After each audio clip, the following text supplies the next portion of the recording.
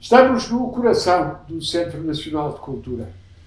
Estamos na biblioteca, no Ciber-Chiado, e aqui é um conjunto de memórias que nós invocamos.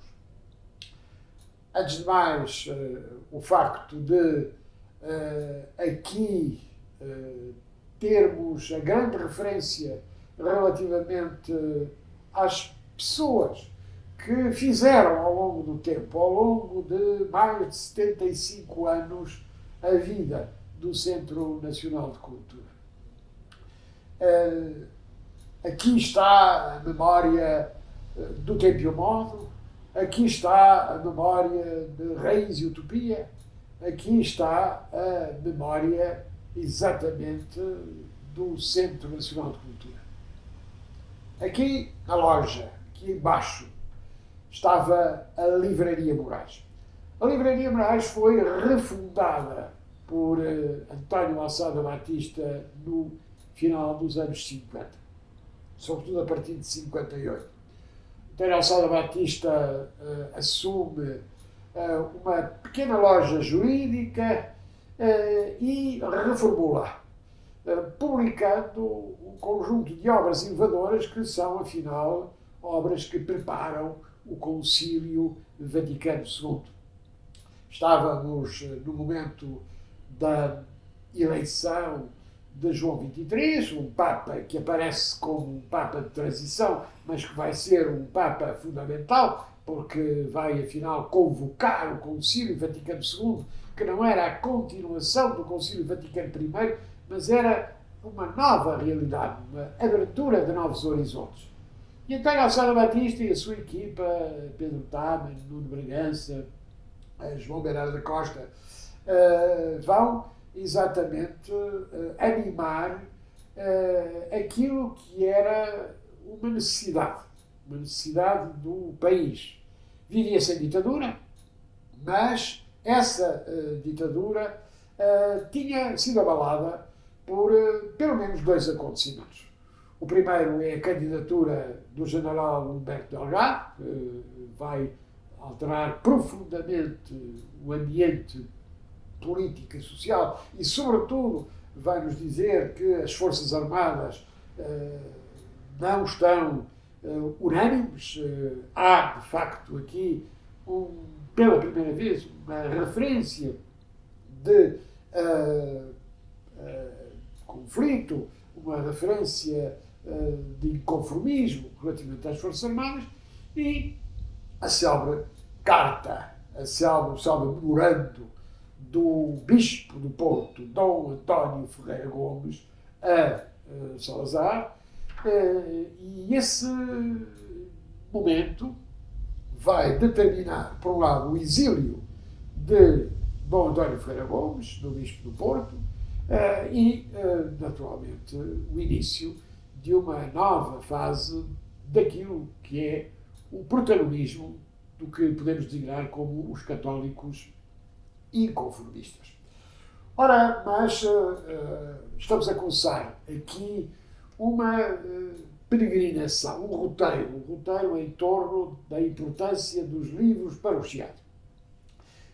E por isso vamos à livraria mais antiga do mundo, a Bertrand, vamos à segunda livraria mais antiga de Portugal, que é a Ferran, vamos à Sá da Costa e vamos à FNAC.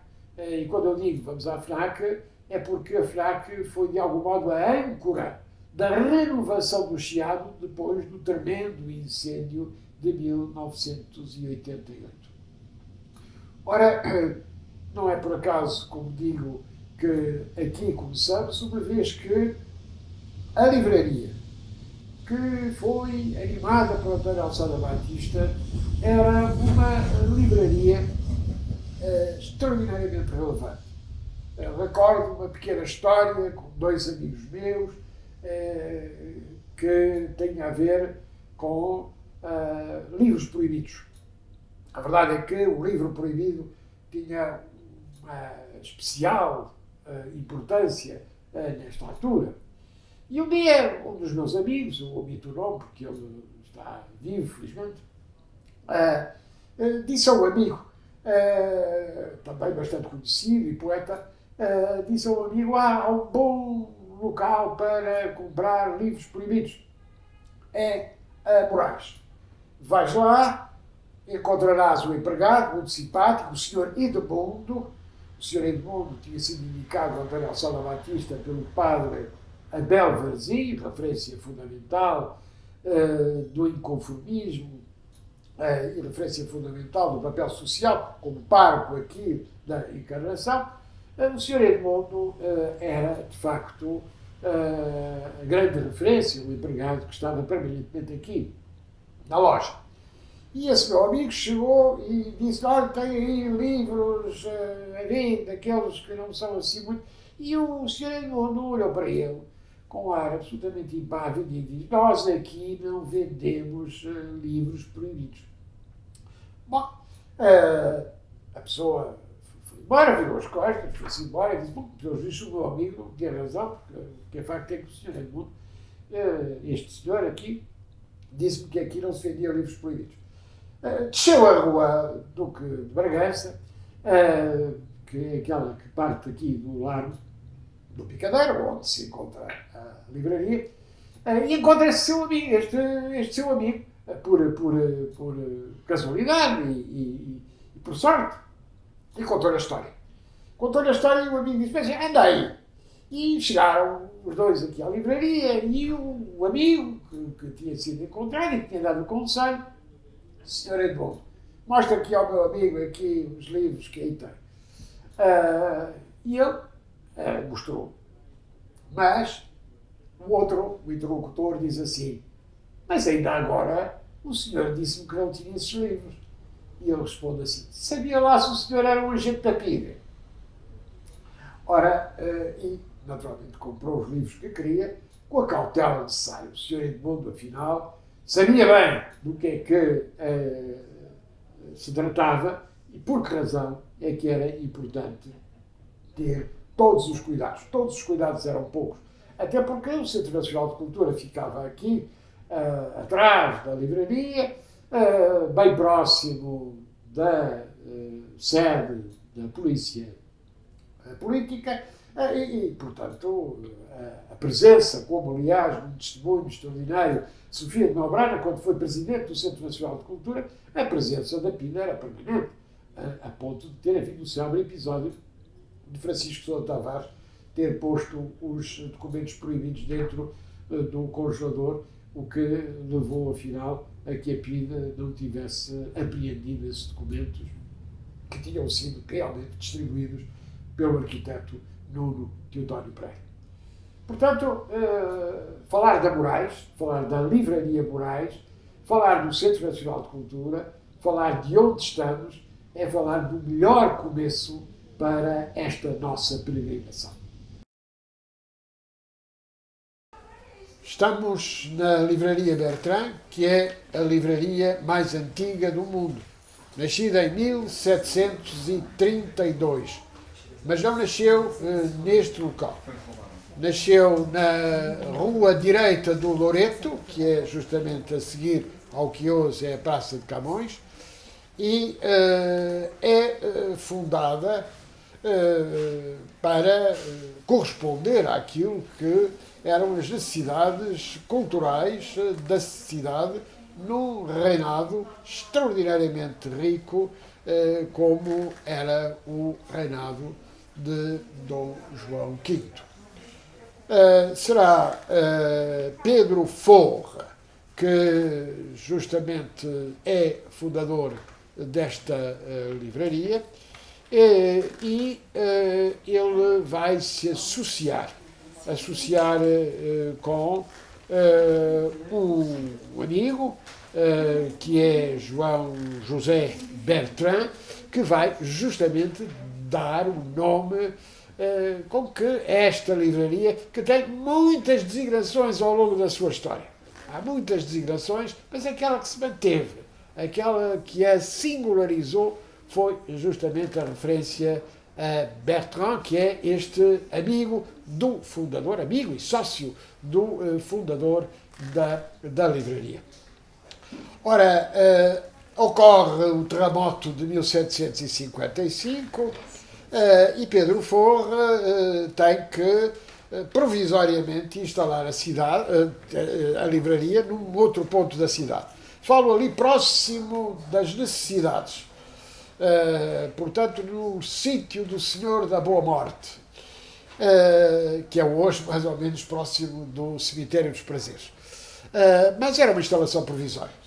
Essa instalação provisória vai corresponder a um período curto da vida da livraria portanto, quando ocorre a reconstrução da cidade, desigradamente a reconstrução aqui da Rua Larga de Santa Catarina, que é a rua que hoje se designa como Rua Garrete, vamos justamente ter a instalação definitiva da livraria Bertrand em 1773. É desde 1773 que a livraria vai ficar instalada neste local. Não é apenas um lugar de venda de livros, é um lugar de encontro dos principais intelectuais, quer do século XVIII, do século XIX. Estamos aqui na sala de Essa de Queiroz, um dos frequentadores desta livraria.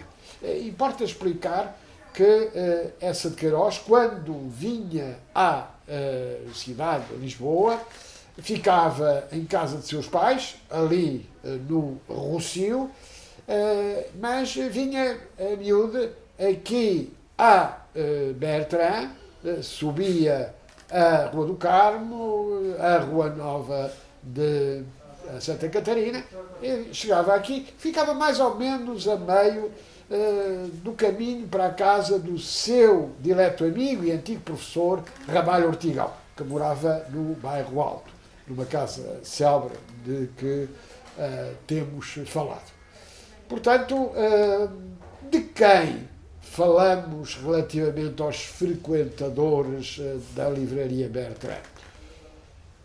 Essa de Queiroz, naturalmente, mas antes dele, Alexandre Herculano. Alexandre Herculano é uma referência fundamental, uma vez que o editor de Alexandre Herculano era a Casa Bertrand.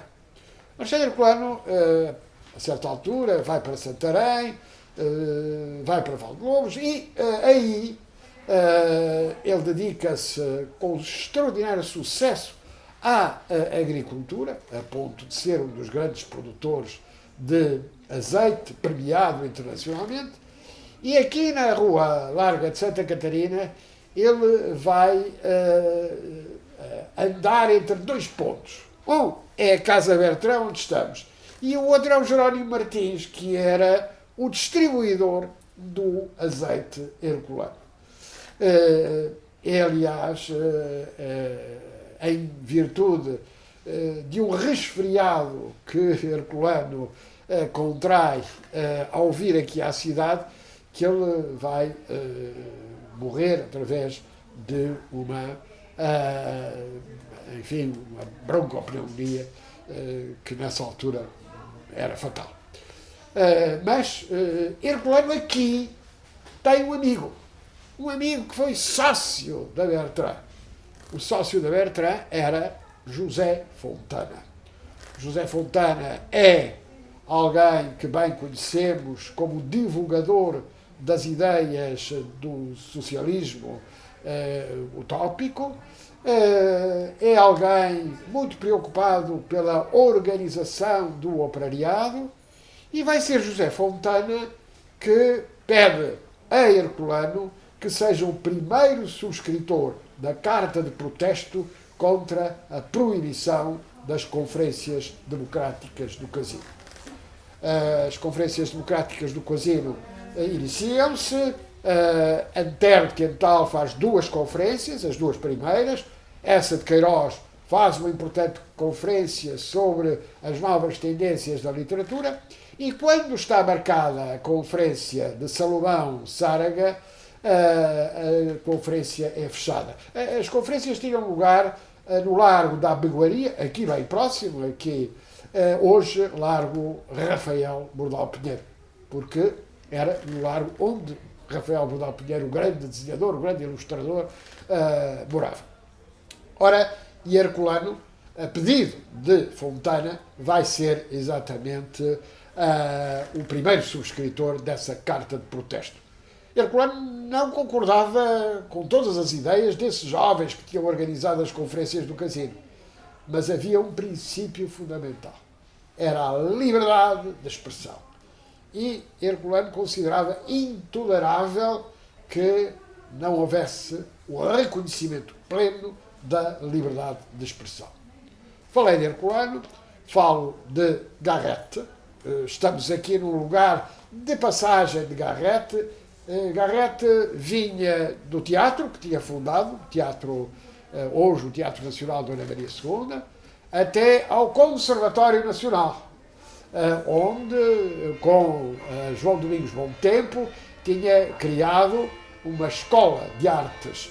E essa escola de artes vai ser absolutamente fundamental, historicamente e em termos pedagógicos.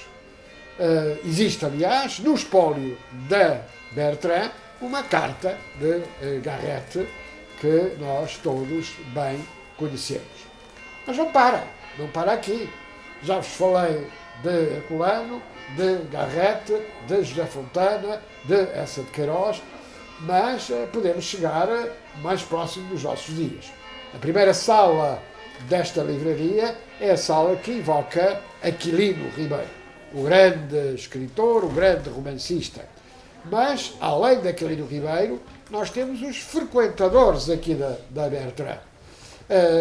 Vitorino Nésio, que foi um dos administradores desta casa em determinado momento e com um papel fundamental na definição do plano de edições da Bertrand.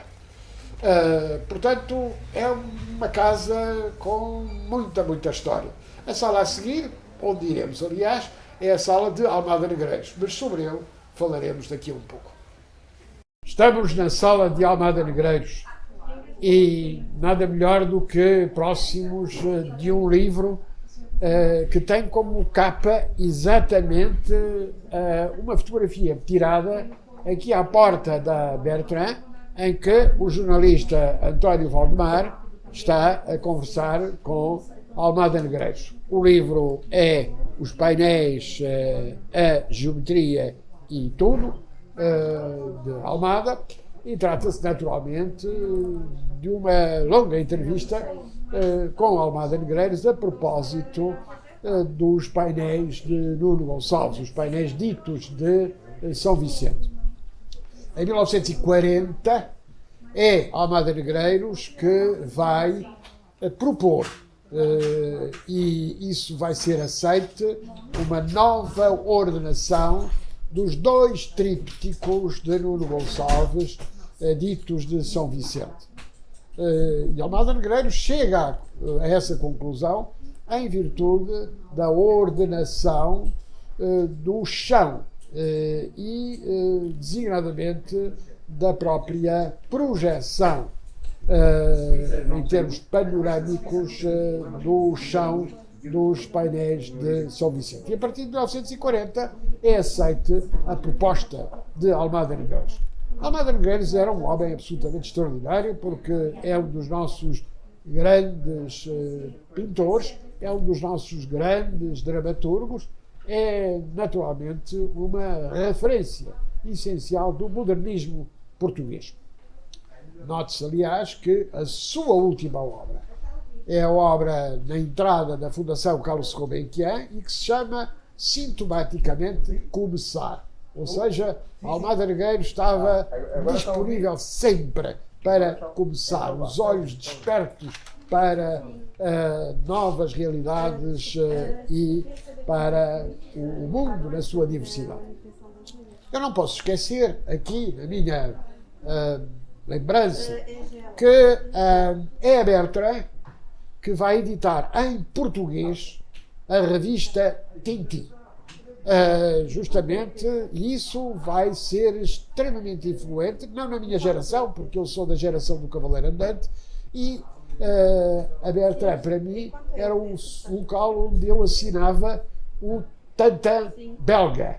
O Tantan belga, eu vinha aqui e fazia a assinatura e, portanto, todas as semanas, à segunda-feira, eu recebia o Tantan belga. Mas era através da Bertrand que isso era conseguido. Depois a Bertrand publicou em português, em língua portuguesa, a revista Tintin, que teve uma influência muito grande numa geração que é exatamente a geração a seguir à minha. Eu digo, eu sou da geração do Cavaleiro Andante, era uma geração um bocadinho anterior, Cavaleiro Andante mais o Tintin Bell. Encontro, aliás, muitos amigos, designadamente o meu querido amigo António Mega Ferreira, que tem exatamente a mesma experiência que eu. Encontrámos no Pedro Nunes e tantas vezes discutíamos a banda desenhada. Ora, justamente era aqui que nós víamos as novidades. Estou a ver, aliás, aqui a Asterix e os Normandos. A primeira vez que em Portugal foi publicado o Asterix foi numa revista efêmera de nome Foguetão, dirigida por Adolfo Simões Muller. Asterix Le Gaulois.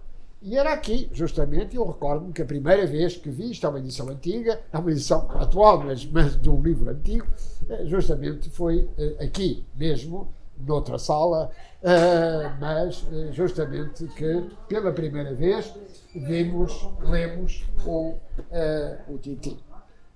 Recordo, aliás, que foi a revista Zorro que publicou As Joias de Castafiore, e o primeiro livro, aqui comprado na Bertrand, o primeiro livro das aventuras de Tintin que eu li foi O Cetro do Autocarro. O Cetro do Autocarro é um livro particularmente importante. Porquê? Porque o mal do Cetro do Autocarro chamava-se Mussolini. Mussolini quer dizer as primeiras sílabas de Mussolini e as últimas sílabas de Hitler. Portanto, não havia qualquer dúvida de que o tirano era, de facto, esse Mussolini que está aqui bem definido no Cetro do Autocarro. Quando, muitos anos depois, visitei, já depois da queda do Muro de Berlim, a Eslovénia, eu encontrei muitas características desse pequeno país daquilo que é a Sildávia, o país imaginário de onde Tintin partiu para a Lua. Em dois livros fundamentais que aqui também vi pela primeira vez, um é Objectif Lune e o outro é On a marché sur la Lune. Estamos na livraria Sá da Costa e a memória que eu tenho da Sá da Costa era um lugar de presença permanente de tertúlias de grandes autores. Nós já falámos na Bertrand, a frequência na Bertrand de muitos artistas e escritores, mas eu devo dizer-vos que a minha memória era que aqui encontrei Abel Manta, o grande pintor Abel Manta, que era uma presença aqui permanente, e, obviamente, aqui também estiveram João de Barros, António Sérgio, uma vez que Augusto Sá da Costa, que é o grande fundador desta casa, ele fundou-a primeiro no Largo do Poço Novo. O Largo do Poço Novo é hoje o Largo Dr. António de Sousa de Macedo, que nós bem conhecemos, e o Dr. Augusto Sá da Costa vinha da livraria Avelar Machado. A livraria Avelar Machado tinha e tem referências na Rua do Poço dos Negros. Importa esclarecer desde já que Poço dos Negros significa o Poço da Ordem dos Beneditinos Negros, que era a ordem ali de São Bento. E, portanto, não tem nada a ver com outra realidade que não seja a dos monges que vestiam de negro, por contraponto aos que vestiam de branco, os monges beneditinos. Portanto, foi no Poço Novo que nasceu a Livraria Sá da Costa com uma grande projeção. designadamente, não apenas na venda de livros, mas pelo impulso das próprias necessidades de edição, designadamente os clássicos. Os clássicos de Sá da Costa são uma referência histórica essencial e, simultaneamente, a primeira vez que eu li a Odisseia, a primeira vez que eu li a Ilíada, a primeira vez que eu li a Eneida foi justamente nas publicações para crianças e jovens, a história contada aos jovens e lembrada ao povo. É uma edição absolutamente extraordinária e deve-se à Casa Sá da Costa. Por outro lado, as obras completas. Obras completas de Sá de Miranda, do Padre António Vieira, de Camões, de Gil Vicente, de Francisco Manuel de Melo, de António Ferreira, de Bocage e os clássicos, Homero, Dante, Virgílio. Portanto, não posso deixar, naturalmente, de dizer que falar da Sá da Costa é falar dos clássicos Sá da Costa e falar do papel pedagógico essencial que as edições da Sá da Costa tiveram. É preciso ver qual é o momento em que a Sá da Costa vem para aqui. A Sá da Costa vem para aqui em 1943. Portanto, sobe a calçada do Combro e vem. E temos as fotografias do Presidente da República a inaugurar a nova livraria Sá da Costa. O Presidente Carmona inaugura as novas instalações, acompanhado do Ministro da Educação na altura, Mário de Figueiredo. Temos essas fotografias e, portanto, é uma memória muito significativa relativamente à história da livraria que se instala já na Rua Garrete. Nós vimos que depois do terremoto a Bertin instalou-se na Rua Larga de Santa Catarina, que era esta exatamente, mas que veio a designar-se como Rua Garrete. Era uma referência fundamental. A partir de 43, e eu sou ainda testemunha disso, vir a Sá da Costa, encontrar-me com o Sr. Ferreira da Costa, empregado aqui e irmão de outro grande amigo, Fernando Ferreira da Costa, um grande cooperativista e autor de várias obras que hoje ainda têm um papel pedagógico muito importante. Portanto, lembro-me bem chegar aqui e perguntar ao Sr. Ferreira da Costa, então, quais são as novidades? E nós lá tínhamos as novidades legais e as novidades que eram vendidas por debaixo debaixo do balcão e que eram extraordinariamente importantes. Recordo, aliás, uma história que é a seguinte: quando o José Cardoso Pires escreve o Dinossauro Excelentíssimo, foi editado para ser apreendido. Toda a gente sabia que ia ser apreendido, tinha ilustrações do João Abel Manta, e naturalmente que se percebia quem era o Dinossauro Excelentíssimo. Acontece, porém, que na Assembleia Nacional um dos deputados, enfim, mais radicais no sentido da defesa do regime, em resposta ao deputado Miller Guerra, diz não há liberdade em Portugal. E esse deputado diz, não há liberdade, então publica-se um livro ignóbil que se chama Dinossauro Excelentíssimo. Salvou a edição do Dinossauro Excelentíssimo. O Dinossauro Excelentíssimo esgotou-se, não havia possibilidades de ser apreendido e, portanto, eram pequenas histórias da censura, mas realmente era aqui e não posso naturalmente esquecer que a cultura democrática da Sá da Costa era extraordinariamente importante. Recordo o meu querido amigo professor José Augusto França, que dizia tantas vezes, partia aqui da Sá da Costa, andando com António Sérgio até casa, eles desciam a calçada do Combro, subiam a calçada da Estrela e iam conversando com justamente António Sérgio, que era um dos habitués aqui desta editora.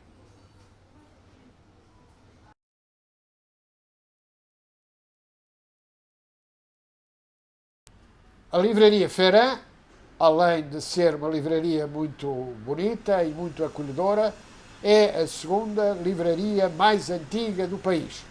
Foi criada em 1840, na sequência, aliás, da presença aqui de uma família belga que veio para Portugal na sequência das guerras peninσulares, das invasões napoleónicas. Maria Teresa Ferran casa com Pedro Langlais e, simultaneamente, a sua irmã casa-se com Manuel Robin. E assim esta livraria vai resultar de dois casamentos.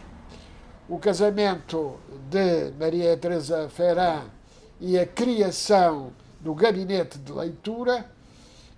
Ao gabinete da leitura associa-se a Librairie Belge Française, tendo em conta as origens belgas de Maria Teresa Ferran, mas, simultaneamente, o cunhado, Manuel Robin, é um extraordinário encadernador.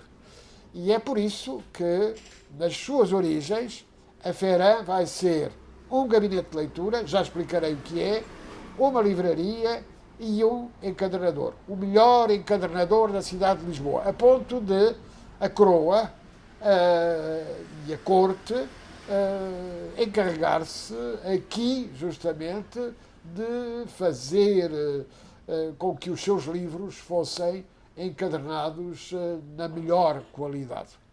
Portanto, vir à feira é recordar esta história. Tudo isto, estes dois casamentos, vão se unificar naquilo que é a Livraria Ferran, uma livraria que foi editora, hoje é, sobretudo, uma livraria do melhor no que se refere aos livros de arte, no que se refere a um conjunto de oferta que é exatamente de grande qualidade. Hoje há uma associação da Livraria Ferran, é uma iniciativa muito ampla, porque nós temos aqui a relação com Óbidos, temos a relação com a Ler Devagar, temos a relação... Portanto, hoje a Livraria Ferran parte exatamente desta ideia de que a qualidade dos livros se associa também à participação numa rede que vai ao encontro dos roteiros culturais. Os melhores roteiros culturais, viagens, encontramos-los exatamente aqui, e é por isso que falar do Chiado não pode deixar de invocar o papel essencial da Livraria Ferran. Vir à Livraria Ferran é, naturalmente, encontrarmos surpresas, boas surpresas. Já disse que temos aqui, em termos de livros de arte, o melhor que podemos encontrar. E agora encontrei aqui retratos e poemas, que são fotografias de Luísa Ferreira. Luísa Ferreira é uma fotógrafa que tem tido uma preocupação muito grande de acompanhar os escritores, de acompanhar os poetas, e nesse sentido eu tenho aqui retratos e poemas, que é de facto uma obra extraordinária e uma obra que tem já aqui o meu querido e saudoso amigo Vasco Graça Moura, que era um amante dos livros, um amante das livrarias, e por isso falar de bons livros é falar de poetas que gostam de bons livros. Falar do Chiado é falar de um local que teve grandes transformações ao longo do tempo. E quando comemoramos os 10 anos do incêndio de 1988 aqui no Chiado, verificamos que a âncora para a reconstrução e para a reanimação do Chiado, e hoje o Chiado está melhor do que nunca, foi a FNAC. Foram os livros, não só os livros, mas também o conjunto de ofertas que a FNAC tem. Conheci a FNAC em Paris, naturalmente, a Fédération des Achats, la Fédération Nationale des Achats de Cadres, e aí encontrava aquilo de que precisava, designadamente nos tempos em que trabalhei na Unesco. Aqui reencontrei exatamente isso, um lugar acolhedor, um lugar que permite, através dos livros e das novas tecnologias de informação e comunicação, a possibilidade de dispormos daquilo que é essencial para a transmissão da cultura.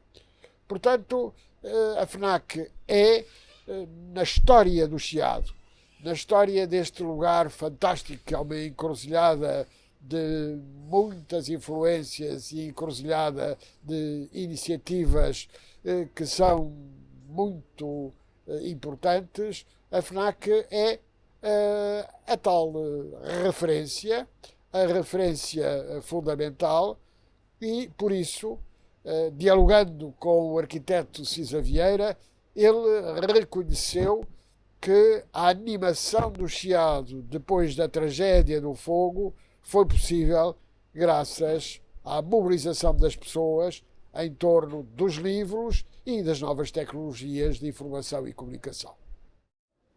Aqui na FNAC, como em qualquer livraria, é bom perdermos-nos entre os livros. Estamos aqui junto da literatura da língua portuguesa olhem, começo por falar da minha querida amiga Luísa Costa Gomes, num livro extraordinário que é Afastar-se e que corresponde a um conjunto de contos sobre a água. Por outro lado, olho aqui a obra essencial de Mário de Sá Carneiro. Mário de Sá Carneiro é uma das grandes referências da geração de Orfeu e foi responsável por, na revista Orfeu, designar António Ferro como secretário dessa iniciativa. E um dia Fernando Pessoa, Mário de Sá Carneiro conheceu António Ferro no liceu, ali no Liceu de São Domingos, que é o liceu que antecede o Liceu Camões. Um dia Fernando Pessoa perguntou: e tu já pediste autorização ao rapaz, o rapaz era António Ferro, para o designares como secretário da revista? E Mário de Sá Carneiro respondeu-lhe: não é preciso, porque ele é menor. De facto, a chave estava exatamente aqui, era que havia risco de a revista Orfeu ser uma questão de polícia, porque havia alguns dos críticos e adversários da revista que diziam que era formada por doidos e que publicava textos de pessoas que não estavam muito bem da cabeça. Com medo da intervenção policial, que não se verificou, então Mário de Sá Carneiro e Fernando Pessoa tiveram este achado: escolher o menor de idade para secretário da revista. E chegamos assim ao fim desta nossa viagem, necessariamente incompleta, relativamente aos livros do Chiado. Falámos de livrarias que existem, falámos logo no início na livraria Moraes.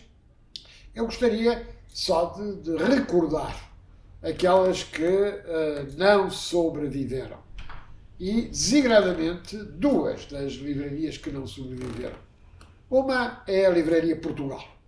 A Livraria Portugal, junto das escadinhas de Santa Justa, era uma livraria muito frequentada, muito bem recheada de novidades, designadamente no plano científico, histórico, geográfico. E, portanto, eram 2 andares cheios de livros, o que permitia encontrarmos aquilo de que necessitávamos. Aliás, subindo ou descendo o Chiado, nós encontraríamos os livros de que precisávamos, ou pelo menos a possibilidade de os encomendar. Depois, descendo um bocadinho até ao Rossio, tínhamos a livraria do Diário de Notícias.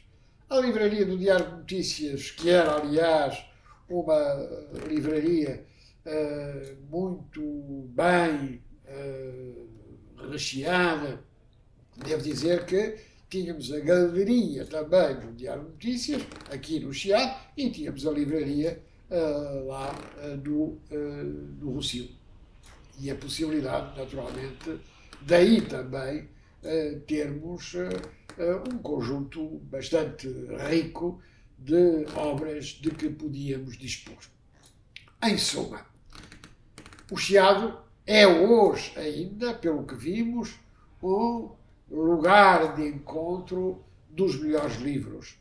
E não só dos melhores livros, mas também das tecnologias de informação e comunicação, os jogos, de que todos necessitamos. No fundo, é preciso dizermos que a vida cultural da cidade de Lisboa ilustra bem aquilo que um dia José Augusto França disse: a capital de Portugal é Lisboa, a capital de Lisboa é o Chiado. E assim é. E por isso é sempre bom nós continuarmos a fazer estas inesgotáveis e ricas peregrinações.